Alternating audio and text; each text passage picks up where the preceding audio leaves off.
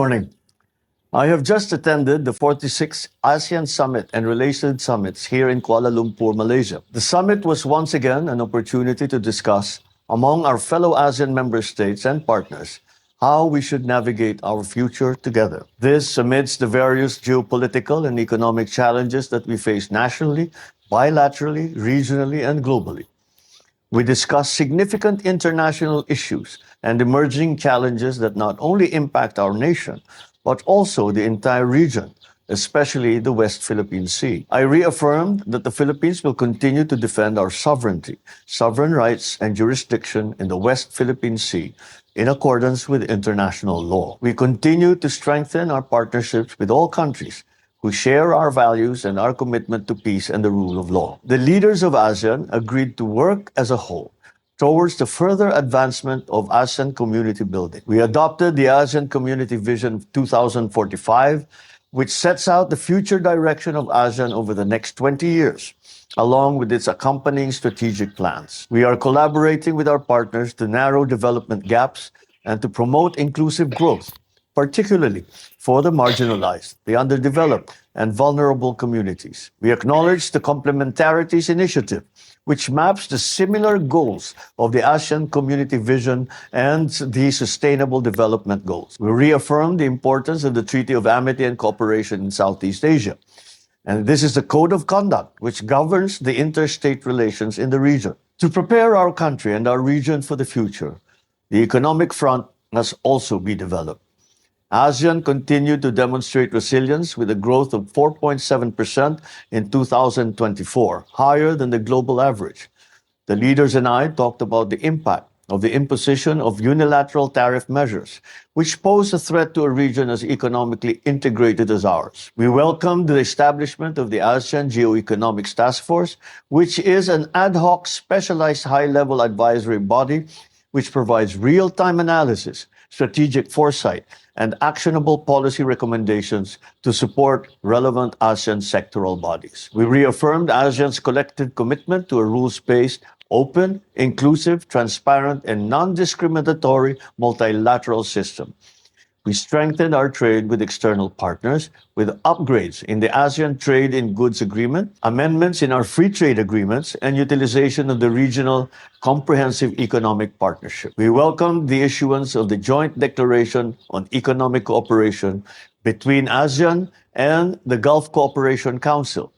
We look forward to its effective implementation. We welcome the progress in trade and customs, sustainable investment guidelines, mobilization of green financing, multilateral power trade, support to micro, small, and medium enterprises, and sustainable tourism, mining, and agriculture, among others. In line with the Philippines' commitment to the development of a common regional framework for ethical and responsible artificial intelligence aligned with ASEAN values, we noted the ongoing development of the Declaration on the Establishment of the ASEAN Artificial Intelligence Safety Network. This is a crucial step to institutionalize AI safety, ethics, and governance principles. This economic development goes hand in hand with strengthening the socio-cultural community. We discussed the progress achieved and actions moving forward for education, green jobs, migrant worker rights, civil service, and health. We adopted the ASEAN Creative Economy Sustainability Framework,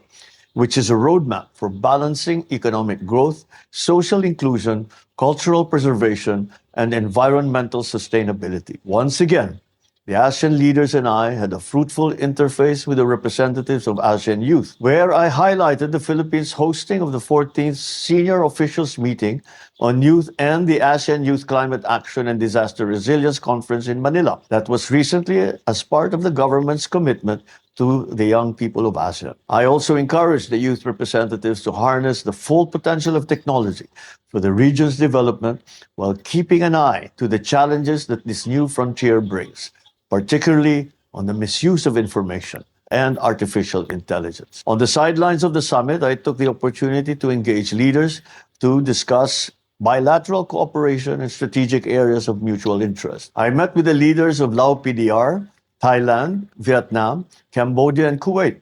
We reaffirmed commitment to strengthen bilateral relations and further advance cooperation on many fields of mutual interest, such as defense, maritime, trade, human resource and development, and education. I especially wish to note that we agreed to explore active ways to boost private sector investments. We expressed openness to cooperating on advanced technologies, AI, and the digital space. I emphasized that welfare, safety, and progress of Filipinos working and living overseas is of paramount importance to my administration. In all my bilateral engagements, one thing is clear. We have to continue to cooperate and to work together to navigate a future that presents us with many opportunities together with many challenges. The Philippine delegation and I are grateful to Malaysia, the chair of ASEAN this year, and our generous host for the successful 46th ASEAN Summit. As a 2026 chair of ASEAN, the Philippines looks forward to building on the gains of Malaysia's chairship and carry ASEAN forward as we navigate our future together. Maraming salamat at magandang umaga po.